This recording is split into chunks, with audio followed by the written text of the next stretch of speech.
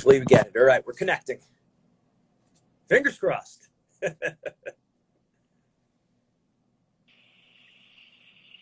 think I have sound. Yeah, can you hear me? Yeah. Okay, finally. Technology and me do not get along at all. I know. I feel like I was always a kid that played outside when I was younger, so this stuff takes a little bit more time for me. Yeah, I'm just not smart. You're at least smart. I'm not there. I'll get out of here. MMA genius. How's everything going? I wish. How's everything been with you and your family? Staying safe now? Good, yeah. Everybody's great. Just hanging out and, living the sequestered life, so to speak. The big exciting parts of my day, I work out and arrange my sock drawers and read books and sometimes play video games. Yeah. It's a good day. It's a good day. Any good books you're reading? I am reading. I always read 2 in a row because of my ADD, I guess. But I'm reading from Bacteria to Bach and back, and then also once a year I read Lord of the Rings, so I'm finishing that up. Nice. Yep. Yeah, 2 good books. That's good. That's good stuff. I tell everyone that, especially now, you have this time. Like, try to do something, be productive, right? Make some kind of use of your time, where it's learning a skill, working on your, like we talk about, obviously a lot about mindset, but nutrition, do some kind of strength conditioning. I mean, the athletes you work with, what do you tell them to do during this time? Well, the nice thing about being an athlete in our sport is that it's not a huge change. The only huge change really is going out. Like, you basically, if you live at the gym, which a lot of them do, they just go downstairs and work out, and then they come and go. Go back and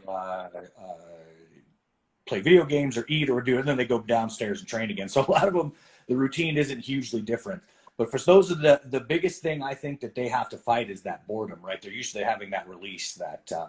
So I don't think motivation's the problem. I think they get restless, and then sometimes they make bad decisions. Sometimes they make good decisions, but it's that restlessness.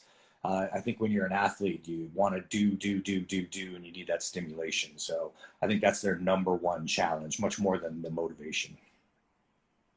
Makes sense. Especially around now. I got to tell you, Greg, when I saw one of the things I was really impressed by, I remember watching UFC back in the day, and I remember seeing on one of the athletes' statistics, like, keys of success, and it said, like, college wrestler, jiu-jitsu, trained by Greg Jackson. Yeah. No, to me, I said, man, that's great. What a compliment. What a shout out to you right there. That's one of his attributes. Right. Yeah. I wish that was always true. I'm very lucky that I get to do what I love, and I'm very lucky I've got to work with a lot of great people. But I mean, really, it's all luck. Like, I got into MMA super early, right when it started, and I'm just the old dinosaur that's been around long enough to make a bunch of terrible mistakes and kind of climb back out of that. So it's been really good to me. I love the sport so much. I love everything about it, and it's been a heck of a journey. I'll tell you that. Absolutely. So a little bit more than luck. Yeah, a little bit of luck, but hard work, or what is it? Luck is when preparation meets opportunity, right? So one thing that always really stuck out to me, because when I'm watching fights, when I'm watching sports, I'm trying to get inside the athlete's head, the coach's head, and seeing what's going on. So I might be picking up on certain things, like maybe missing some of the action, but maybe picking on some mental things that other people might miss. I always notice you have a very calm demeanor. And it just seems like, giving your athletes very simple cues, what to focus on. I guess my big question and thoughts are, what do you do to prepare these athletes mentally, the preparation before the fight, and then also during the fight?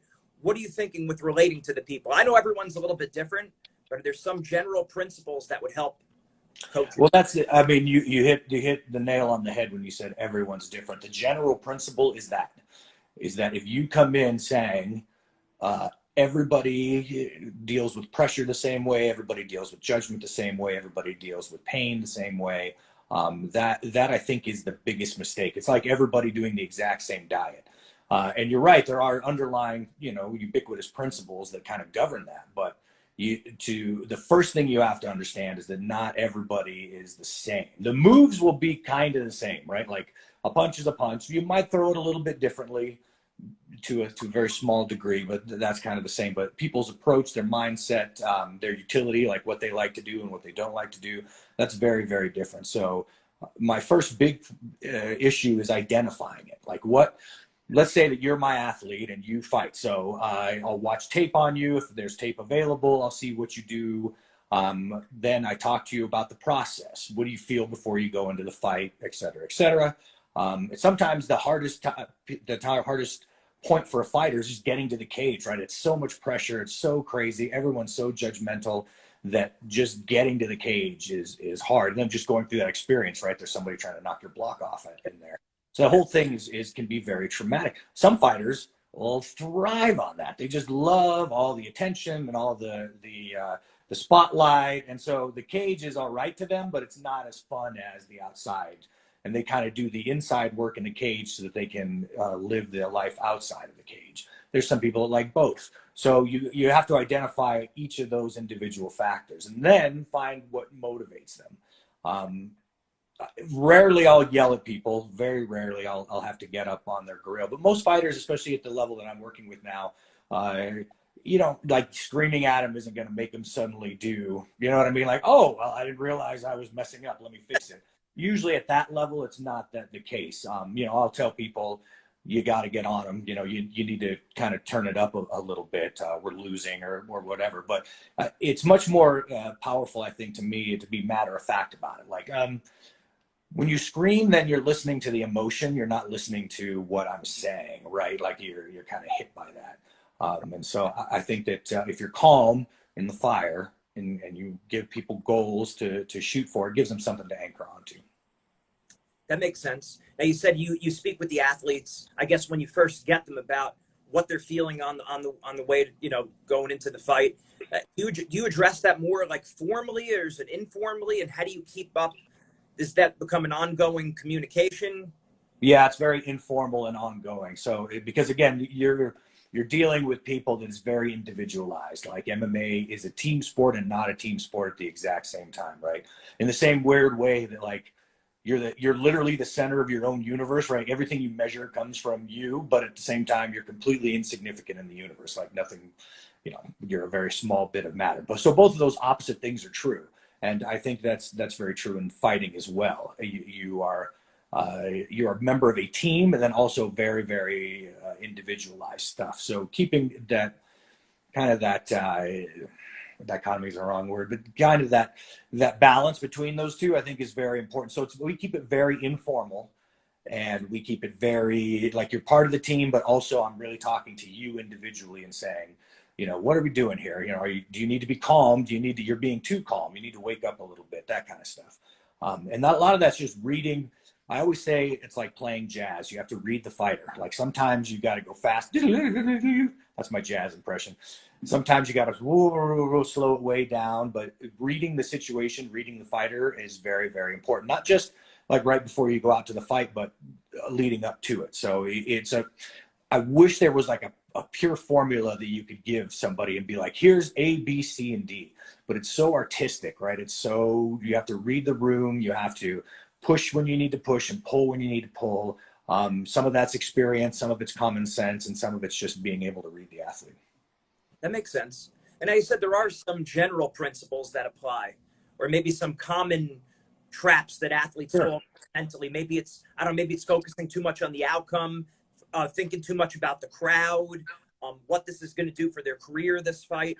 What are some of those principles that you see, and maybe some of those kind of common bear traps mentally that athletes face? Well, I think that, again, it's very individualized. Sometimes the thinking about the crowd gets them motivated, right? Like instead of distracting them, instead of pulling out of the process, there's people that don't want to fail in front of those people. And that's huge motivation. So again, like even those things that are like, okay, well, what's pulling you out? So you're involved in the process of fighting. What's pulling you out of that process? That's basically the question you have to ask yourself. Like, what is pain pulling me out of the process? Is judgment pulling me out of the process? Is fear pulling me out of what is pulling me out of the process? So you have to identify that. So that's a real, the print, I know it sounds ridiculous, right? But the principle is that you have to identify what is pulling you out of the process. And it's so different. It's so different. When you're a young fighter, usually it's fear of the unknown. Like you don't know what's going to happen. And then after you get kind of cocky for a while, and then as I see you get mature again, you'll see that come back, which is really weird. They'll get the fear of the unknown again, really dictates how they act. You'll see fighters could not grow anymore. They'll stop growing because like when they were young, they start fearing losing the fights, losing the titles, losing this stuff. So they really get kind of controlled, and they won't, they'll do exactly what is needed to win, no more, no less, right? So you get very, I always say they think they've got it figured out. You see people go through that process again, but that's just that fear of the unknown again. Like, I don't want to lose what I have, and I might lose it. So you get out of that hunting mentality. So even that in itself is something that's pulling you out of the process that you have to identify and try to overcome. So it's incredibly, for me, it's incredibly complicated just because of that. So some things that you want to do is, first of all, you have to have fire. And you can't, to have fire, you have to have fire. Like, you can't wake up and say, I'm going to have fire today. Like, it's just, it's got to be in your personality to do these things. The great thing is you can choose that. You can literally wake up and say, I'm tired of how I'm being now, or how I feel now. I'm going to choose to try to be something else. And that's a big deal. So that in itself is kind of the kernel of anything. Some fighters have to be fighters. Like, they couldn't, you're not going to make a car salesman out of them no matter what you do, right? They just have to fight. That's it. Some people choose to fight. Some people fight because they were young and afraid and they wanted to get powerful. So there's so many different motivations to it. But the big one is, okay, so let's say I want to do the sport. What is pulling me out of the process? Laziness? Okay, well, I'd rather just sit down. Well, then you need to identify that so you can overcome it. Fear, whatever it is, but you have to sit down and be honest with yourself, and you say, I want this process for me to be a champion, or for me to win a fight, or whatever you want to do. So what factors are pulling me out of that? First, you identify them. Then you identify them, then you can work with them. But if you're just like, all right, you wake up and I'm going to do 50, like, that's not knowing yourself, right? So, and like old Sun Tzu says, right, you got to know yourself and know your enemy. So you first need to know yourself. And so what bad things happen to you between your wanting, your desire, and your completion? So the process is everything. Once you identify the things that are pulling out of the process, then you can start working on them. And so I do that as a coach with the athlete, but the athlete can do it themselves. They can say, every time, some people, the more successful they get, the more they can't handle it, and the personality is detrimental. Sometimes they fail, and they do the best when they fail. Like, I have a lot of fighters that have, as soon as they start winning, they know everything. They'll figure it out. We got this handled. And then when they fail, they come back super humble. Will you help? Some are the opposite. But again, what pulls you out of that process to victory? That's what you have to identify, and then you have to attack it. Do you ever have them write any of that down? I don't personally, because it's a very personal, you're basically getting to the core of who you are, right? So some people are very comfortable with writing down that. Some people are not comfortable at all with it. They just want to talk about it, and then they just want it to be fix me kind of, you know what I mean? Or help me fix myself kind of a deal. But so writing it down works for some people. It really does. The writing down stuff keeps you centered, right? So you can come back to that writing and you can say, oh, these are the things that I want to do. So that helps out. Where that is detrimental is where you're looking outside for change, like a self-help book. Like, when you read self-help books, you're looking out, instead of changing from the inside out, you're looking from the outside in. And that is something that you want to make sure that, like, you just have to decide, okay, this is in your psychology, this is something that I want to change. And then you just have to try to change it. Like, you can't not, it's so hard to do, right? You just, it sounds so stupid still, but you literally decide. You're like, okay, no, like, I'm tired of that. I am not doing it anymore. And you'll find it, like, it comes in waves, right? You're like, I'm not dealing with whatever very well. I got to remember this. And sometimes that list can then center you. Here's the things I want to think about when I do that. And that's where I would write down the solutions to the problems. And there's great sports psychologists out there. So when you're feeling, something bad, like, oh, I failed before, I don't want to do it again, the sports psychologist can give you a list of, here's the mental process that you go through. And I think that's very handy, because it gives you it's training, right? It gives you an anchor, and you can, if it's visualization, whatever your technique that works for you. but you've identified the problem. Then the next step is working those solutions. And the solution side, I see writing it down is much more helpful than, oh, here's what's wrong with me, right? Yeah. Like it's not. So the solution side, as long as it's going from the inside out and it gives you, these are the steps you want to think about. Right. And so, because otherwise athletes are looking at it as a magic pill. Like if I just read another book or just watch another podcast, then I'm going to have all the answers. You got it. You got it. And that is so very common. I mean, there's a huge industry on it, right? But not just athletes, everybody. I mean, that's just, if you want to improve yourself, you have to first know right. You have to be honest with yourself. Like you can't read a book the book's not going to tell you what's wrong with you. Like it just doesn't know you, right? You know you. And if you're not ready to sit down and say, what's the matter? Like I got a whole list of stuff wrong with me. I have a lifetime to try to fix it. But the important thing is deciding that you are going to do something about it and then trying to find that solution. Yeah. Do you find like sometimes those self-help books are a little bit too like abstract and theoretical, and as athletes we're more like hands-on learners? We need to more athletes. Yeah. Again, that's a dead-on statement. Like athletes are 1% of people, right? Like most people aren't athletes, especially professional athletes, right? So that's it's very individualized. You can't just go to the same well that everybody else drinks from when you're doing something different. You can if you're, I don't know, everybody's into computers, a computer programmer or something, unless you're like the 1% of the 1% that's like the cutting edge of AI, there's a formula to your personality, and those things will help you. But as an athlete, you're so specialized, especially as an MMA athlete. There's so many various areas to be good at, to not be good at, to improve your game. It's incredibly, incredibly intricate and specialized. And so understanding that you're a special little snowflake and that you need what works for you, and it might not work for anybody else, or it might work for, I don't know, a computer scientist. You just don't know until you start doing your analyzation process. Yeah. That's one of the things we do with our mindset program. I learned because my master's degree was in sports psychology, and I found that a lot of the books were, okay, this is what confidence is, and it gives you like 10 pages on confidence. Right. These 3 exercises, and everyone skips the exercises, and now you're on to learning about relaxing under pressure. And my thing was, those exercises are actually what's going to give you the success. So we focus the majority on, okay, so like an example you said about self-knowledge, knowing yourself. We have the athletes write down, what are your 3 best performances? What are your 3 worst performances? What was going on in your head before and during competing? And write it down. And then you could pick up the threads of your 3 best performances, 3 worst, and you prove it to yourself. Okay, this is what I should focus on that's going to make me do well. This is going to hurt me. And like you said, just no 2 guys are the same. Your sheet might look different than my sheet, but it gives you information. Yeah. I love that. That's why you're good at your job. Well, I get good at the job from listening to people like you, books, and put it all together. No, it's important. Got to study successful people. Successful people are nice to hang out with because they're driven and like-minded. That's really cool.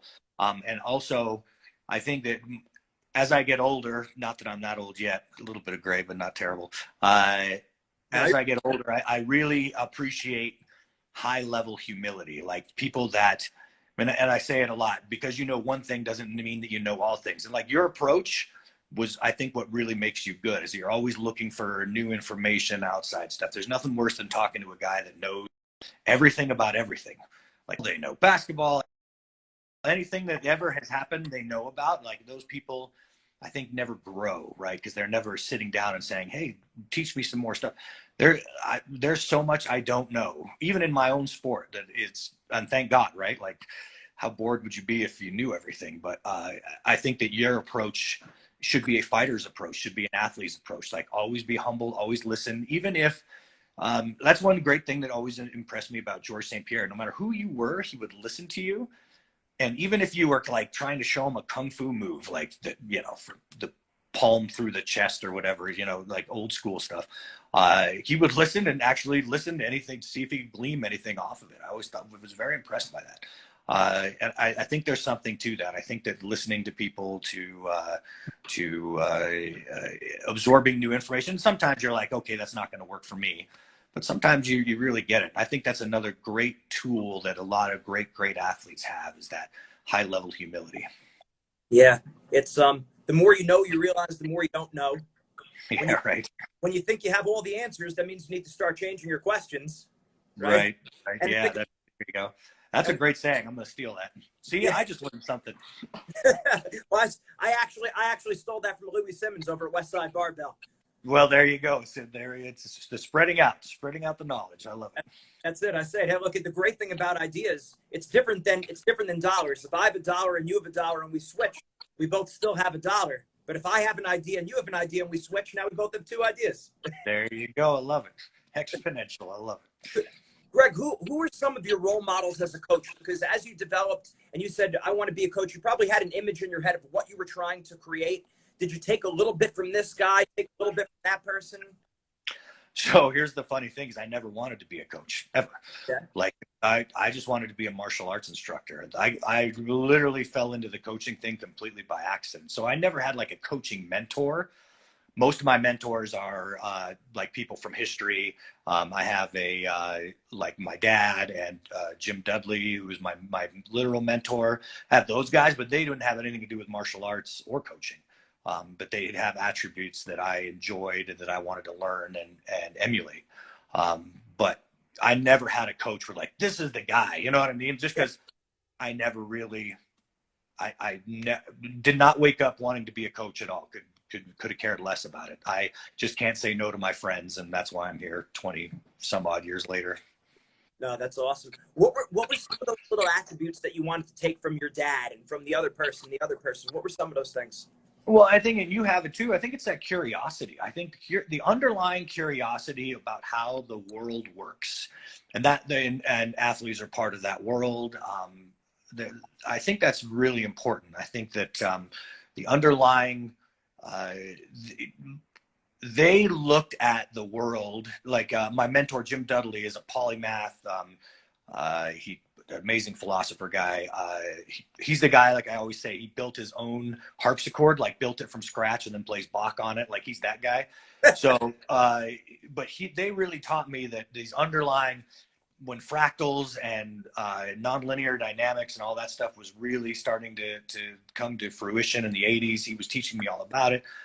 So that they showed me this underlying structure. So that's what I wanted to start looking for in strategy, right? What are the underlying ubiquitous principles that govern strategy? Like what, because there are things, right? Like there's books on it. Obviously, in my opinion, Musashi wrote the best one. Sun Tzu wrote a great one, but there's also people like Azergat, B.H. Little Hart. There's so many great strategists out there, but you start seeing people like Boyd who were able to start connecting that and who really understood synthesizing stuff and who did everything that I'm trying to do, except of course they're smarter and better at it. But that, so you can really, that thirst for knowledge, that thirst for kind of seeing the underlying structures of things, I think that's one of the attributes they give me.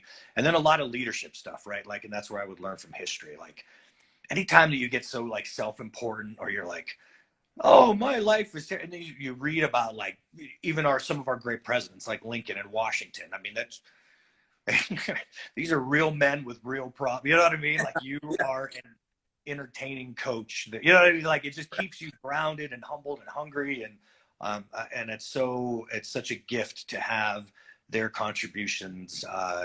Even stories that I've read before, I'll read again just to try to keep myself motivated and stuff. So that's where I find my motivation is reading about these great people or studying these great people. Like I'm the biggest John Boyd fan you can find. I mean, that dude is so smart. So I'll just listen to his lectures again, even though I've listened to him 100 times and be like, wow, that's amazing. You know, what a sharp guy. And like you said, I think that's a real important point that even if you're not like the mastermind innovator coming up with stuff, if you're a synthesizer and you're able to take a little bit from history, you take a little bit from the personal experience, a little bit from the top athletes, a little bit of the research, and then you bring that all together. Now you're the synthesizer may have an advantage on all the innovators. Absolutely. Well, I think the synthesizers are the innovators. I really do. I think it's hard to innovate if you haven't synthesized something. The synthesis itself usually leads to innovation in my experience. So the innovators, I feel sometimes they come up with really cool, one or two really cool things. But if you're going to be consistently innovating things, then you need to be a master of synthesis. You need to be able, because so, especially in our art, so many things are being innovated all the time. So you have to keep up with all of that and then come up with your own new ideas. And that process is really the only reason I'm relevant today, is that, I mean, because when I started out, there were a ton of MMA teams. And really, I think AKA and me are the only ones that are left from the early 90s. I'm sure there's some smaller ones too, but of the big ones that I would see all the time. And so that the ability to try to synthesize those techniques and then innovate, to come up with counters, to come up with new ideas and all that stuff. I mean, that's the fun, right? Like that's what gets you up in the morning. You'll have a lot of failures, you'll have some great successes, but it's the process that matters. Yeah. Were there any turning points in your career where you felt like maybe you weren't as focused on the process, or you needed to differently with athletes, and then, okay, I'm going to do more of this and I'm going to do less of that to get through? Yeah. I think that, I'm sorry, but I think that one of the huge problems that I had is I was setting such a high pace, right? Every weekend, multiple fights for years, 10, 15 years. I set such a high pace that burnout was inevitable. But I was just, you know, when you're younger, you just think you're invincible. Like, I burn out. What's that? You know what I mean? Like, so when it happened to me, it hit me really hard. Like, I wasn't as good a coach as I needed to be. And I was more apathetic than I should have been. But I was exhausted. I was burned out. And so going through that process, the great thing about being older is that you go through all of this weird, incredible stuff. And then you come back out of it and you're like, wow, that was an intense experience. It's so cool. Like, people are always like, I want to be young again. I want to be young again. I never want to be young again. I'm really enjoying the challenges that age brings, but I'm also enjoying the, like, looking back on the experiences. So I was a very ineffective coach for a while, just because I was just cooked. It was rough. And I know I'm like, oh, poor Greg, it was good. But, you know, it's just, you know, I set a high pace and I wasn't mentally strong enough after about 15 years to keep that pace up. I had to break, and then I had to kind of, you know, crawl my way back up out of that. Yeah, I find that too as a business owner. It's like I want to get everything done at once, but then you burn yourself out. What if you could go back and maybe give yourself some advice on that? What would you say in terms of, like, because of course when you're young you are fired up, so you do want to use some of that momentum, but at the same time you don't want to burn it out. So what would your schedule look like if you could do it again? I wouldn't change it. I had so much fun. I pushed so hard. It was so great. I'll take it, and I'll take the burnout again and come out the other side of it. I wouldn't change a thing on it. I mean, I would try to. I think what I would do is probably step back more. I would have gone, I'm not going to be the best coach right now, guys. You need to find another. But I still loved it. I was just burned out. It's a weird place, right? I'm sure you've been there. So makes sense. But that pace, like, I don't know how many fights I've cornered, but I do know that probably nobody is going to catch up for a good while, especially because in those days, there weren't a lot of people doing MMA. So I would have fight cards that were all my fighters, like 8-10 fights a night. Like, and I would just sit in the corner, and the next one would come, and the next one would come. But that's not going to happen much anymore because there's so many people doing it. But like, for those 10 or 15 years, I think I set a record, at least in MMA, probably not nearly in boxing, but in MMA, where you are not, in order to corner the amount of fights and do the amount of dumb stuff that I've done, like I've done boneheaded stuff. Everything you've done wrong in a corner you can do, I've done. Just because it's, I don't know, it's over 1,000 fights easily. So like, you're going to, even if you make 1% mistakes, right? That's quite a bit of fights. So it has really taught me a lot. It's been a lot, and I wouldn't change any of that push. I wouldn't change it. And hopefully I can get ready for round 2. Yeah, you just learn so many lessons, and especially a sport that's so holistic, that requires the total person. You know, the mindset, the technique, the nutrition, the conditioning, the strength, and on and on and on. It's just there's so much to learn. So much to learn. Yes. My dad always said the biggest room in the world is the room for improvement.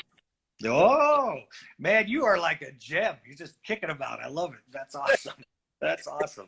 I do a lot of presentations at coaching conventions, so you got to have you could give all this great information, but people want the tweetable moment. They want the right, right. Well, like I said, sometimes those things anchor, man. Like really do. I found as I get older, like that phrases like that can anchor you. You can be like my anchor a lot of times is I love my job. Like I'll be, it's harder for me to work out these days just because of all the injuries and stuff. But in the middle of it, I'll be like, you know what? I love my job. Little anchors like that, I think, go a long way, which is what those tweetable moments can give you.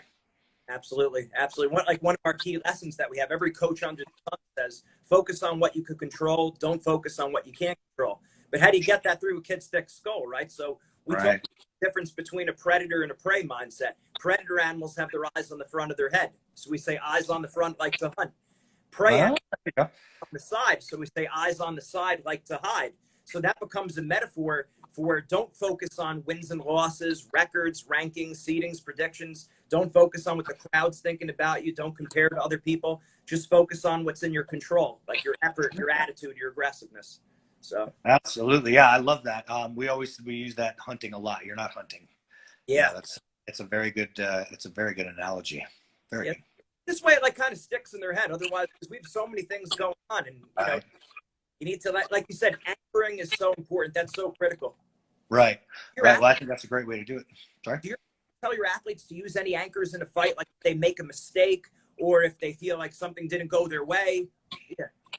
Yeah. Usually I try to anchor them when they first get into the octagon, like have them. Some of them really need that. Like you look at a logo or you look across the cage at whoever's like next to the person. You know what I mean? Something to anchor them down there just to get them relaxed and comfortable in their house. We do that a lot during a process.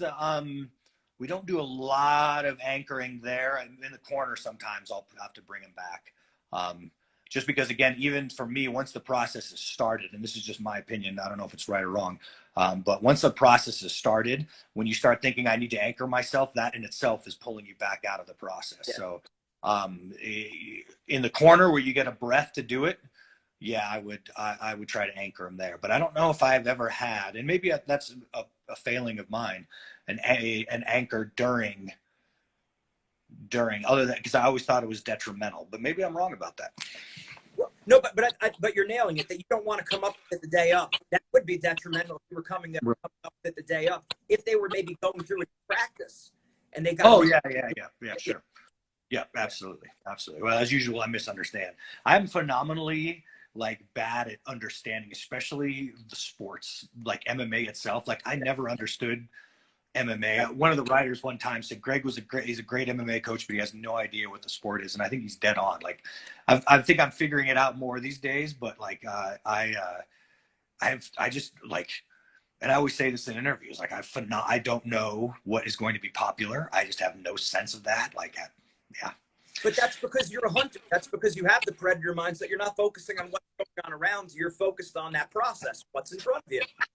Well, listen, when I feel bad about it, I'll call you and you can tell me you're a hunter. You're okay, Greg. It's not that you're a dumbass. You're a hunter. No, get out of here. What's your feelings about maybe like them listening to music when they're warming up? Do you want them listening to the music? No music? Oh yeah, I love music because music and fighting are about very similar in the rhythms, right? Yeah. So again, using that jazz analogy, but you can use any kind of analogy. I always think that fighting has an emotional component to it if you're doing it right, and that's pretty much the only thing I tell my fighters you're allowed to feel is that, like, come on, you know what I mean? Like the joy of battle, as Tolkien would say, that you're allowed to feel and nothing else, right? Like you can't be like, oh, I'm winning. As soon as you say that, you're out of the process, or vice versa. I'm losing. You're out of the process. You have to be you have to really feel that joy of battle. So music, I think, gives you that. It gives you the rhythm, and it also gives you that like Beethoven's Ninth is one of my favorite pieces of music. Because of the emotional value in it, right? You're like, wow, it really gets you happy. And but there's a lot of more complicated music that might not have that emotional balance. Jesus, anything by Bach, there's a lot of emotion there. But my point is that if you find in fighting, you want that rhythm and that emotional value. If you find music that gives you that, where you can kind of keep that beat, change it, move it around, but then also the music kind of gets you going and up and stuff. So I love it when fighters listen to music in the backstage or I think it was Sugar Ray Robinson once that said, "I wish the band would play during my entire," because they would, you know, it'd have the little Yeah. band before you get out there. He said, I wish the band would play for my entire fight, just because he loved that rhythm. And when you talk to high level fighters, that's what they'll talk about, the rhythm, the rhythm. Can you keep pace with me? Can you mess with, can you, if I move fast, if my rhythm moves faster than you do, right? My OODA loop, my rhythm is moving faster than you. Can you keep pace with that? So I think that that connection to rhythm for fighters is really good. I think that's huge. Those are great points. And as far as the only emotion they're allowed to feel is the joy of competing, several things jump in my head. I think about Bruce Lee, Enter the Dragon, where he said, "I want emotional content, not anger." That's what he was saying. Oh yeah, there you go. Yeah, there you go. That's right. Yeah, as usual, Bruce thought of it in a brilliant way. I think about that, and I also think there's one of those master classes that popped up as a like one of those advertisements, and it was Carlos Santana, and he was talking about playing guitar, and like he was really moving his body, and he said, "If you don't move like this, you're not going to play it like this." But that's what you were saying. He was like putting yourself into it. Right, right. I think that, I mean, I think that's ubiquitous to any artist, right? Like you get rock and roll, like you say, like, you know, rock and rollers, movie professionals, whatever it is. I think that when you're feeling that joy from it, then and if you can do that with all the duress and all the pain and all the physical stuff that comes, yeah, you're onto something. Awesome. Great stuff, Greg. Thanks a million for all this. It's just a ton of information. Like I said, you're master. No, you are. You are. I've made enough mistakes to figure some stuff out. That's all. There's lots for me to still learn. I feel like I'm De Niro and analyze this, and I'm saying, no, you're very good. I always want to feel like I can't be, because you know, and you're going to lose, you're going to win, but the second you feel like you know it all, I think that you get bored, and that's bad. Having that white belt mentality, always having a white belt mentality. That's great stuff, Greg. Combined with a white beard mentality, and you're good. I'm getting a few grays. You got it. That's just stress. That's just stress. That's not age. Great stuff, Greg. Hey, stay safe. Happy Easter. God bless you and your family. And awesome. Thank you. Thank you for having me on, boss. I really appreciate it. All right. Take care. Good seeing you. Bye. Bye.